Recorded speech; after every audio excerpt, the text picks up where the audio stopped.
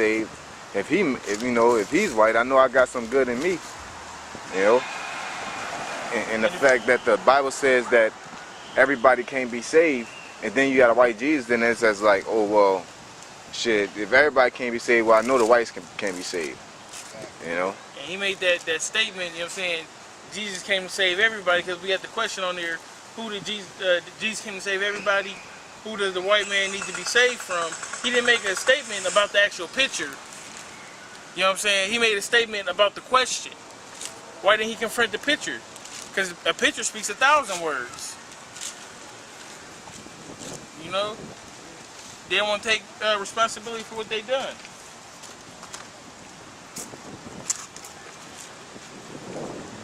And that was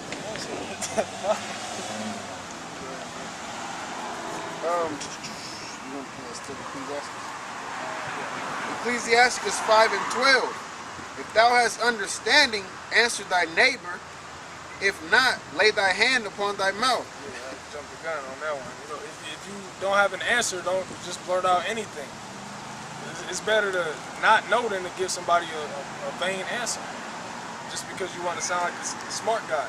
You know. Honor and shame is in talk, and the tongue of man is his fall. Be not called a whisperer, and lie not in wait with thy tongue.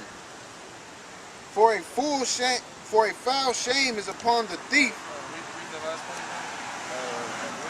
Be not called a whisperer, and lie not in wait with thy tongue. Yeah, so pretty much this is be not a whisperer and lie not in wait with thy tongue.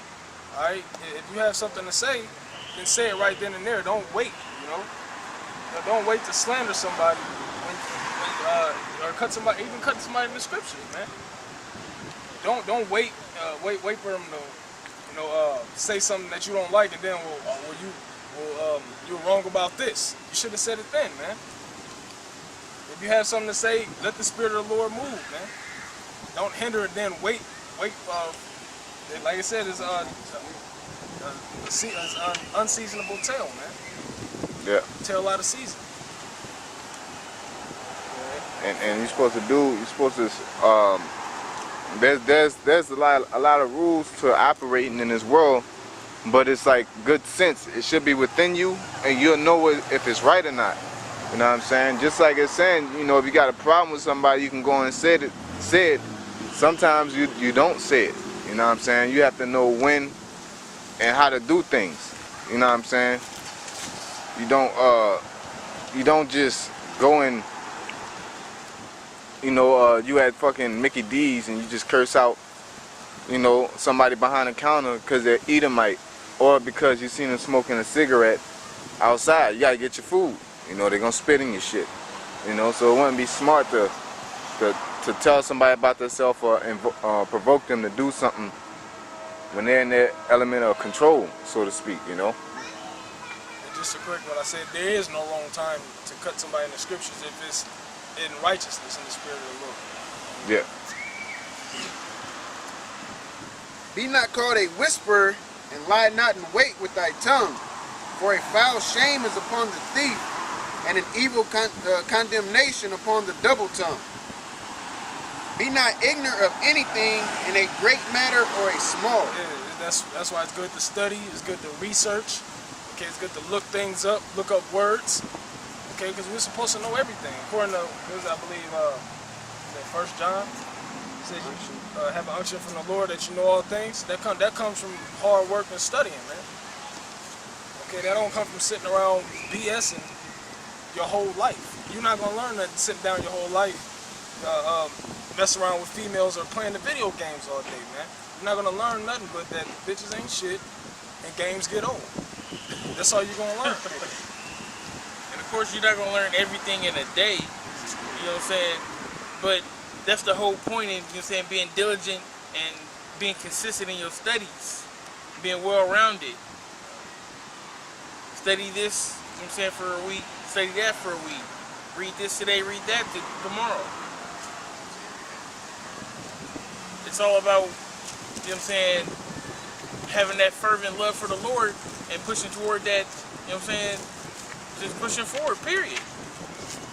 Always wanting to get better. You can never like I say, you know what I'm saying? You always say you can never do enough. Oh, man, you can get that real quick. That's all I'm Ecclesiastes. But you can get that. You can never go far enough.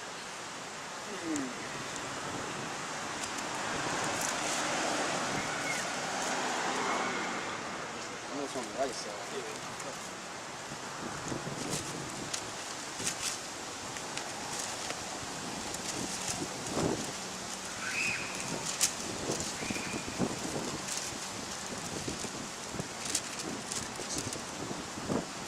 It's Sirach 43. Sirach chapter 43 verse 30. When you glorify the Lord, exalt him as much as you can. Exalt him as much as you can. Alright? The Lord is worthy to be praised, man. Look at all these all the stuff that's going on, and he chose certain men to he trusted certain men with his knowledge. You should glorify him just for the fact that he pulled you out. Go ahead. For even yet will he far exceed. Yeah, even yet will he far exceed. So when you glorify the Lord, you're thinking that you're doing the most you can do for the Lord, he knocks it up a notch. Okay? And he gives you more of a reason and more gives you a stronger spirit to serve him.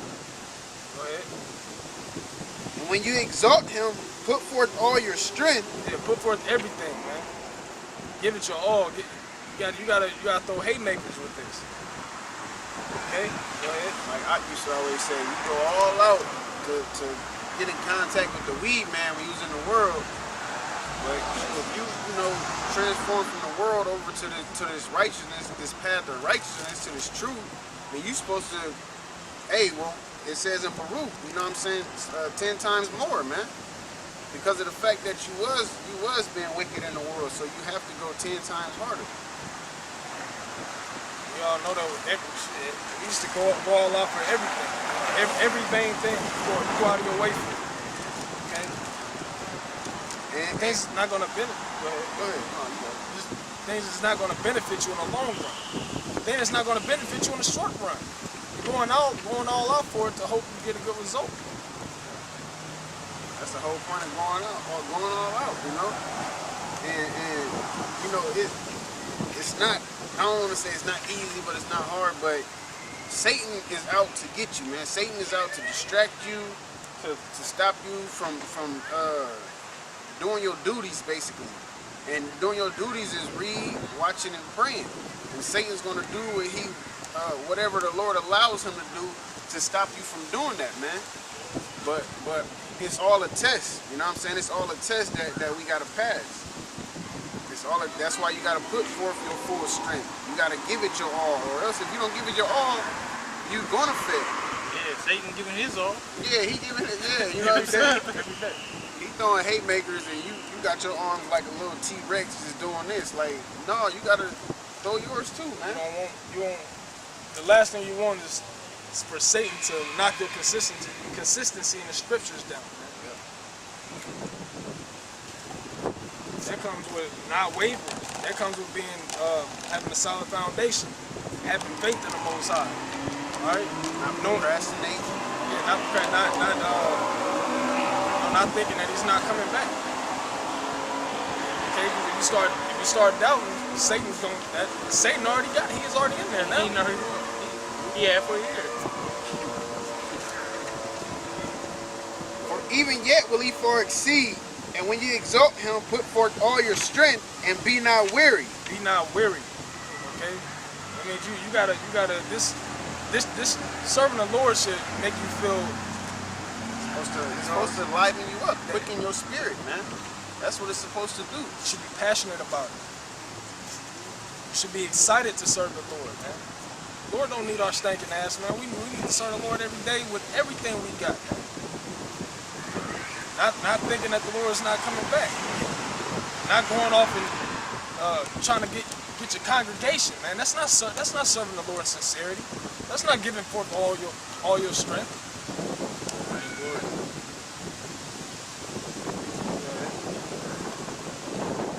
For ye can never go far. Bro. And it also says in Sirach, man, we supposed to we supposed to die for this truth. Dying for this truth, you giving us everything you got. Death is definitely in there because you can die for doing this. Yeah, you can't say that. They should cast some of you in prison. You know what I'm saying? Among other things, you might be beheaded for the truth. We know that we on all the lists, all the the red list, blue list. And you got to die spiritually too. You know, being in this world, there's things that has to it loses priority status. You know, damn near your well-being. You know what I'm saying? As far as your like the brother said, trying to get 401k, trying to get a degree, you know, trying to develop a family, you know, better your family type of thing. You know, you have kids and things like that, but you gotta be as pilgrims. You gotta die to the world. You know what I'm saying? So basically, these things that we have shouldn't be of a distraction toward the scriptures. So should be able to concentrate. You know, should be nothing to concentrate on the Lord. You know. That's what he said in verse 1 of that Sirach 5. You know, now making things of this world pretty much your main priority. Yeah. Basically, if your worldly talent overwhelms your biblical talent, you know, you need to rearrange your priorities.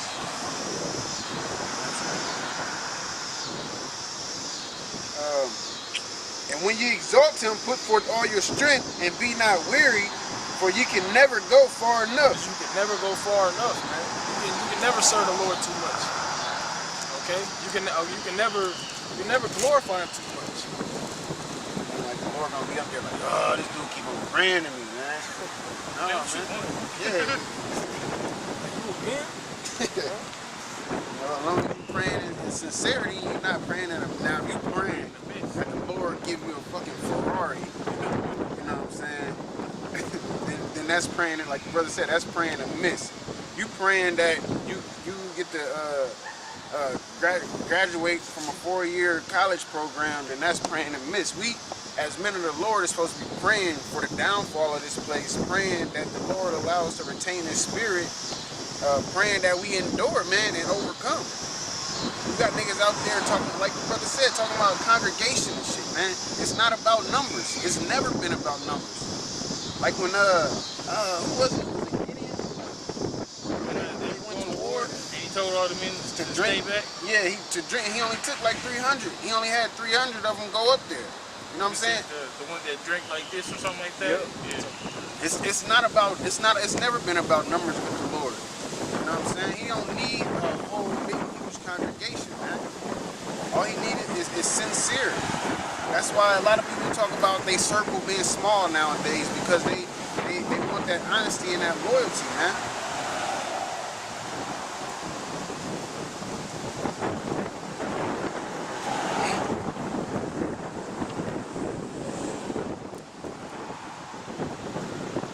Baruch.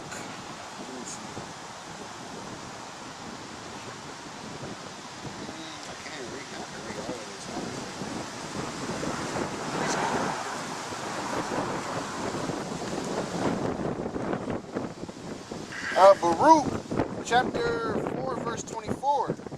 Like as now the neighbors of Zion have seen your captivity, so shall they see shortly your salvation. Because everybody sees that we're in slavery, but us. which is vain, man. Half our people don't even acknowledge the fact that we're in slavery. Esau knows we're in slavery. Every nation around us knows we're in slavery, man. Everybody around us knows that we're the true children of the Most High. Go ahead. So shall they shortly your salvation from our power. Yeah, everybody's going to see the salvation of the Lord's elect. Everybody's going to see it. Which shall come upon you with great glory and brightness of the everlasting. My children, suffer patiently the wrath that has come upon you from the Most High. Yeah, suffer patiently the wrath that has come upon you from the Most High. These tribulations we're going through, everyday living, eating this GMO food, eating this, all this food is corrupted. For one. All right, the air is polluted. The schools that y'all send y'all children to, the education that they're getting is so-so. It's still polluted, but they don't teach as far as history, they don't teach everything. It's miseducation. Yeah, miseducation. All right. Paying bills, having to worry about being broke, man. Dealing with our people persecuting us over this truth. That's wrath from the Most High, because the Most High said that it's going to be scoffers. All right. It's looked as a fool, man. You know what I'm saying? That he said that as well. You know, people say, "Oh, y'all crazy," or "Y'all on drugs," "Y'all wasting y'all time." You know, Satan might try to come in. Yeah, you is wasting your time. You know what I'm saying? But yeah, like it said, put forth your strength, man. Give it your all, and you already okay, whatever. You know what I'm saying? Just like we all, when we came into this thing, we all kind of went through that little phase where everybody looking at you crazy because you just can't help but talk about the truth, man. You just couldn't help it, man, till you got your level of understanding increased and you just understood that, damn, it's not for everybody, man. You know what I'm saying? Everybody just can't be saved, man. And that right there, that shows you, you know what I'm saying? That shows you that the scriptures is true in itself because it says that in the scriptures, man. So that increases your faith. And you realize how special a thing it really is to be in this truth. Exactly. How chosen, you know what I'm saying, to potentially be one of the chosen. Because at least your eyes are open to it. Now, we don't know who the chosen is, whether I'm a chosen or whether I'm not a chosen, that's not up to me, but I'm going to do as much as I can to, you know what I'm saying, to get on that chariot. But, you know what I'm saying, my eyes are open to it, so I got a fighting chance.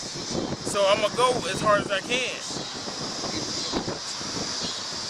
You know what I'm saying, you go, like the brother was saying, you talk to a 2/3, or, you know what I'm saying, one of the people that you try to wake up, and you're like, dang, how can you not understand? You can't even understand how they can't understand. Yeah, exactly. It goes back that sometimes you tell people stuff, sometimes you don't. You know what I'm saying? Yeah. And you realize somebody wicked while you know, like Scripture say, answer a fool according to his folly, answer not a fool according to his folly. You know, so that's the balance of it.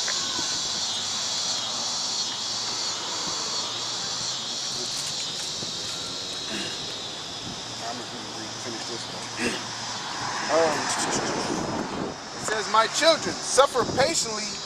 This is Baruch 4:25. "My children, suffer patiently the wrath that has come upon you from the Most High." It says suffer patiently, okay? Because it's gonna happen. Okay? And you can't give up. All right, when bad things start happening to you, either. All right, it's suffering patiently. Like I said, nothing is uncommon to man. You know, everybody, go through pretty much the same stuff.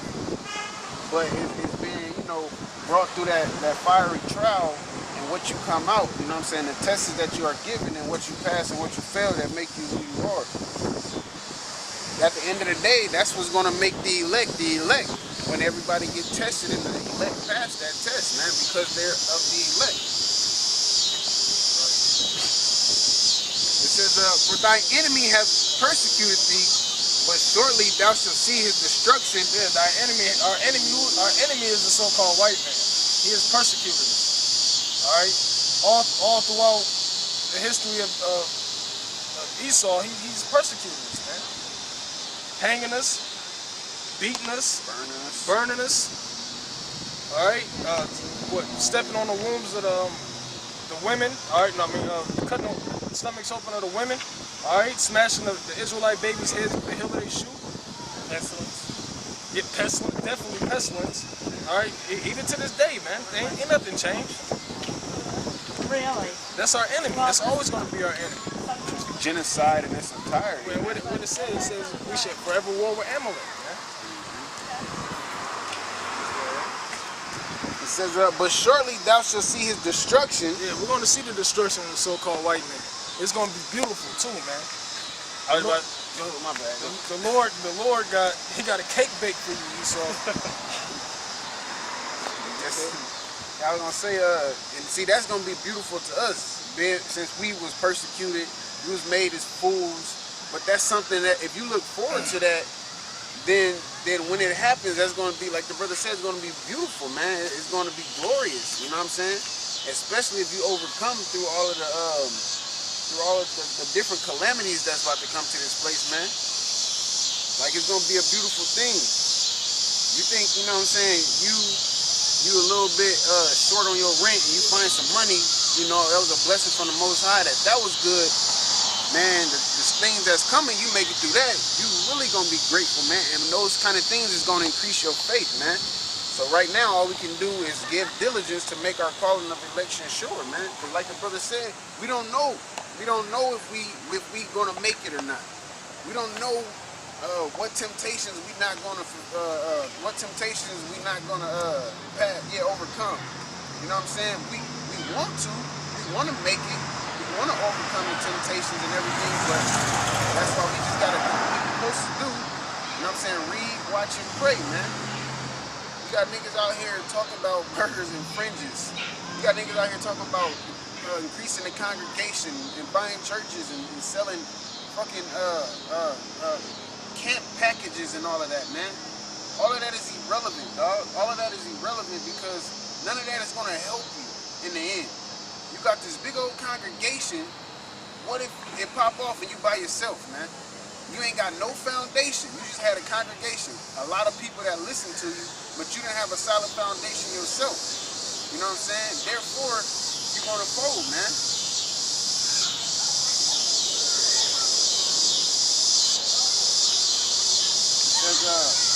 But surely thou shalt see his destruction and shall tread upon his neck. He said upon his neck. Now, I'm saying it is going to be beautiful for those, like you said, that overcame, that actually waited, stayed on that straight narrow path, man.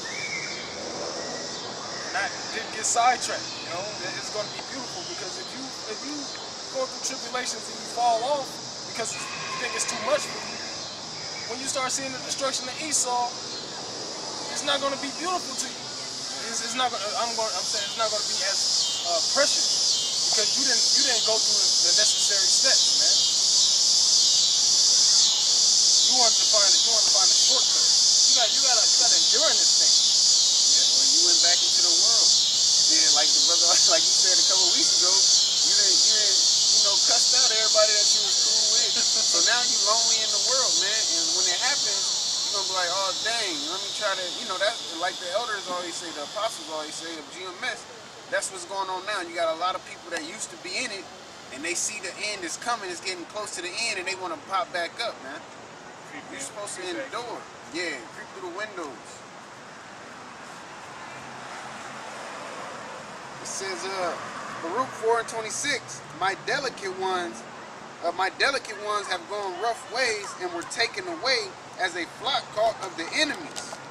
Yeah, who is these delicate ones? That's Israel. You go into Deuteronomy, the 28th chapter. It says the man and the woman was tender and delicate among the people. Yeah. You know. Be of good comfort, O my children, and cry unto the Most High, for ye shall be remembered of him that brought these things upon you. So everything that happens to you, good or bad, the Most High, it's all the Most High's doings, man. And he's going to remember those that endured through everything, those that stuck with him through everything, those that prayed in the name of Yahweh Ba'Shem Yahweh Shai through everything, those that stuck to these prophecies through everything, man. The Most High is going to remember you. He's not going to remember you if you went astray. Well, he's going to remember you, but you're going to be last on the list. Not in a good way. That's like you know what I'm saying, the people that don't endure. That's why Yahweh Shai said I never knew you. I never knew you. Yeah. Depart from me, I never knew you. For as it be of good comfort, O my children, and cry unto the Most High, for ye shall be remembered of him that brought these things upon thee. Okay. For as it was your mind to go astray from the Most High, so being returned, seek him 10 times more. So being returned and knowing the name of Yahweh Shem Shai, being introduced to this truth, seek him 10 times more. And that shows it only Israel can seek him because it says return. Esau ain't never been with him. You know? Just like the heathens can't be grafted in. You know, goddamn pennies in the street, man. Everybody want to be grafted in. Every heathen wants a part of Israel's salvation, of Israel's greatness. The Most High